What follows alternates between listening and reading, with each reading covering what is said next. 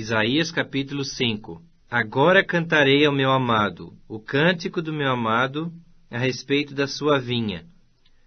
O meu amado teve uma vinha num outeiro fertilíssimo. Sachou-a, limpou-a das pedras e a plantou de vides escolhidas. Edificou no meio dela uma torre, e também abriu um lugar. Ele esperava que desse uvas boas, mas deu uvas bravas. Agora, pois, ó moradores de Jerusalém e homens de Judá, julgai, vos peço, entre mim e a minha vinha. Que mais se podia fazer ainda à minha vinha que eu lhe não tenha feito? E como, esperando eu que desse uvas boas, veio produzir uvas bravas? Agora, pois, vos farei saber o que pretendo fazer à minha vinha. Tirarei a sua sebe, para que a vinha sirva de pasto. Derribarei o seu muro, para que seja pisada. Torná-la-ei em deserto. Não será podada, nem sachada, mas crescerão nela espinheiros e abrolhos.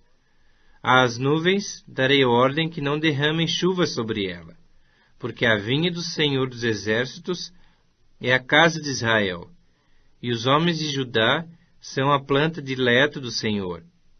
Este desejou que exercessem juízo, e eis aí quebrantamento da lei, justiça, e eis aí clamor.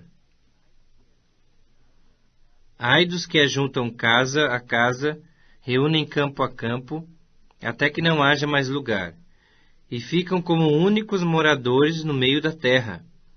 A meus ouvidos, disse o Senhor dos Exércitos, em verdade que muitas casas ficarão desertas, até as grandes e belas sem moradores, e 10 geiras da vinha não darão mais do que um bato, e um homer cheio de semente não dará mais do que um efa. Ai dos que se levantam pela manhã e seguem a bebedice, e continuam até alta noite, até que o vinho os esquenta. Liras e harpas, tamboris e flautas, e vinho há nos seus banquetes. Porém não consideram os feitos do Senhor, nem olham para as obras das suas mãos. Portanto o meu povo será levado cativo, por falta de entendimento. Os seus nobres terão fome, e a sua multidão se secará de sede. Por isso a cova aumentou o seu apetite, abriu a sua boca desmesuradamente. Para lá desce a glória de Jerusalém, e o seu tumulto, e o seu ruído, e quem nesse meio folgava. Então a gente se abate, e o homem se avilta, e os olhos dos altivos são humilhados. Mas o Senhor dos Exércitos é exaltado em juízo, e Deus, o Santo, é santificado em justiça. Então os cordeiros pastarão lá, como se no seu pasto, e os nômades se nutrirão dos campos dos ricos, lá abandonados. Ai dos que puxam para si a iniquidade com cordas de injustiça, e o pecado como com tirantes de carro, e dizem: apresse-se, Deus, leva a cabo a sua obra, para que a vejamos. Aproxime-se, manifeste-se o conselho dos santos de Israel, para que o conheçamos. Ai dos que ao mal chamam bem, e ao bem mal, que fazem da escuridão luz, e da luz escuridão. Põem o amargo por doce, e o doce por amargo. Ai dos que são sábios a seus próprios olhos, e prudentes em seus próprios conceitos.